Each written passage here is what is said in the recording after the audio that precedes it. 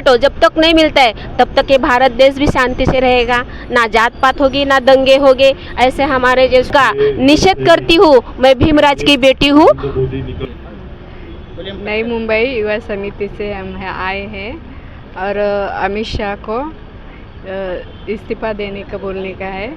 जल्दी से जल्दी उनका निषेध करना चाहिए और बार बार अंबेडकर क्यों बोल रहे, ये नहीं बोलना चाहिए और उनका निषेध जल्दी से जल्दी होना चाहिए। जिस तरह से लोग उनको इज्जत सम्मान देते हैं, बाबा साहब अम्बेडकर का संविधान लिखे हुए हैं, उनके लिखित से देश जो चल रहा है, तो जो शब्द वो अम्बेडकर जी जो बोले इसके विरोध में जो है आप लोग यहाँ पे ताई बोले थोड़ा सा, तुम बोला थोड़ा सा।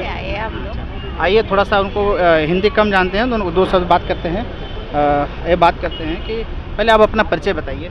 मेरे बच्चे नहीं है, मैं अकेले हूँ, मेरे हस्बैंड नहीं है। मैं पवई से आई है, पवई से चंद्रभागा भोसले पवई से आई। मुझे इधर मालूम हो गया, मैं हमेशा आती हुई है बुद्ध मंदिर में, तो अभी मालूम हो गया ऐसा हो गया बोल के मैं उधर से आई और छुट्टी लेके। तो ऐसा नहीं होना चाहिए। बाबा बाबा बोलते हैं, हमारे बाबा ही है, वो भगवान ही है, हम लोग उनको ही पूजेंगे। वो कितना भी 10 बार भी बोलेंगे वो लोग, तो हम लोग भगवान ही है। तो वो गलत बात कर रहे हैं। वो भगवान हमारे है, वो लोग मानने का नहीं है। नहीं मानते मत मानो, वो ही बात है। अब संविधान की बात है, संविधान वो 10 बार जलेंगे तो वो जलेगा नहीं है, वो रहेगा हमेशा। वो मुख्यमंत्री बोले ना, सूर्य चंद्र रहेंगे तब तक संविधान रहेंगे, ऐसा बात कर रहे थे वो लोग। तो वैसा ही है, जब तक सूर्य रहेगा तब तक हमारे बाबा हमारे साथ रहेगा। वो बोल रहा है अम्बेडकर बोलता है ना, वो गलत बोल रहा है वो। क्योंकि अभी हम लोग अम्बेडकर बोलते हैं ना, तो हम पेट में लेके घूमेंगे, उसको सर पे लेके घूमेंगे। उसको क्या तकलीफ है? उसको कुछ तकलीफ है क्या? वो किसके वजह से पद पे बैठा है? उनके वजह से बैठा है ना पद पे, तो क्यों ऐसा बात करता है? ये हमारी जो समाज के है, समाज में रहते, वो भी एक्शन लेना चाहिए, उतरना चाहिए, आना चाहिए, बाबा बाबा बोलना चाहिए, उसको समझना चाहिए कि बाबा क्या चीज़ है। ना बात करते, धन्यवाद। चलिए, और आइए हमारे बीच में बैठे हुए बात करते हैं कि पहले आप अपना परिचय बताइए। हाँ, क्या नाम है? मेरा नाम रमल शेख है। मैं विष्णुनगर दीघा से आई हूँ।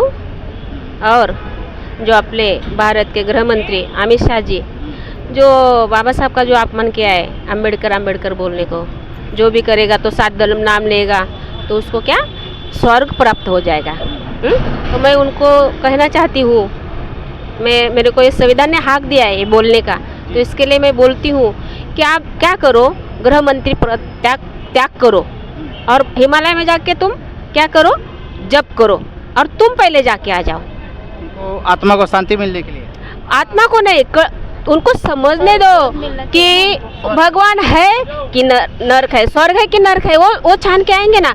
और उधर ही बैठो, जब तक नहीं मिलता है तब तक ये भारत देश भी शांति से रहेगा, ना जात पात होगी ना दंगे होंगे। ऐसे हमारे जो सोमनाथ सूर्यवंशी है, उनको जो उसकी माँ की जो बोलते ना हानि हो गई है, उसको अपन भरपाई नहीं कर सकते हैं। ऐसे किसी लड़के को भी। और हमारे महाराष्ट्र के मुख्यमंत्री देवेंद्र फडणवीस और 2 उप मुख्यमंत्री अपना अजित पवार दादा आणि एकनाथ शिंदे जी, इनको भी मैं कहना चाहती हूँ कि अभी मैं क्या बोलती, किसी माँ की ऐसी हानि नहीं होनी चाहिए। और मेरे को पूरा विश्वास है हमारे महाराष्ट्र के ये तीनों लोग, वो मेरे सोमनाथ सूर्यवंशी को न्याय देंगे और ये न्याय देना ही चाहिए। और ये घटना के लिए मैं उनका निषेध करती हूँ। मैं भीमराज की बेटी हूँ, बस मैं इतना ही कह देती हूँ। एक क्वेश्चन है कि जिस तरह से भागवत गीता बोलते हैं पढ़ाने के लिए, तो हर स्कूल और कॉलेज में बाबा साहब अम्बेडकर का बुक पढ़ाना चाहिए। हाँ, बाबा साहब का मैं क्या बोल रही, जो और स्कूल में तो पढ़ाना ही चाहिए।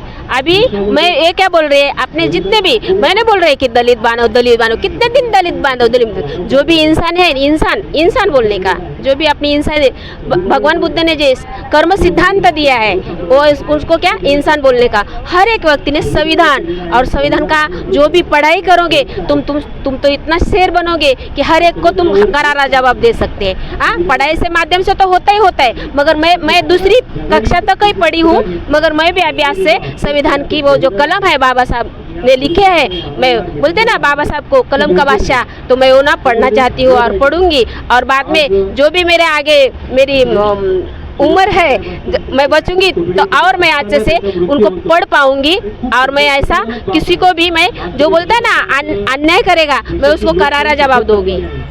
जिस तरह से बाबा साहब ने लिखित कर दिया कि शमशान भूमि में चाहे करोड़पति रहे और चाहे रोड पे एक झोपड़पट्टी रहे, उनका सम्मान वहीं पे उनका होगा रहेगा। और दूसरी बात जो वोटिंग का है, चाहे मुकेश अंबानी उसी जगह वोट देने जाएंगे और चाहे झोपड़पट्टी को कोई भी इंसान रहे एक ही जगह जाएंगे। हाँ, बाबा साहब ने सबको समान अधिकार दिया है, वो भी दिया है तो सबको। और वो ना जब बाबा साहब ने कायदा लिखा, कायदे पंडित थे, तब तो सब पूरा सबने वो कमेटी ने मान्य किया कि बाबा साहब ने जो भी लिखा है वो सबने, आपको भी क्यों मानना ही करना पड़ेगा। हाँ, लेकिन अभी समझो अभी जो सम्मान लिखे बराबर है, अभी कैसा है कि वो पार्टी अगर सरकार बनी है तो आप इस पार्टी से जाएंगे तो बोलेंगे, पहले ये पूछेंगे भैया कौन सा पार्टी के हैं, भले आप अपने जगह सही हो तो भी आपका काम नहीं होता है। नहीं, मैं क्या बोल रही, पार्टी छोड़ो।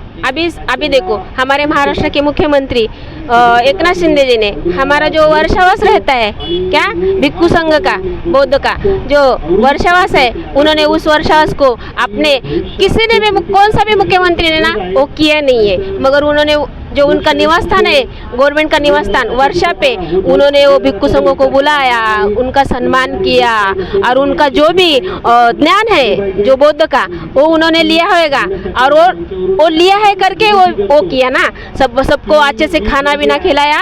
और वो मैं क्या बोलती, उनके दिमाग में भी जो बोलता है ना समता, स्वतंत्र, बंधुत्व, न्याय, ये सब होना चाहिए।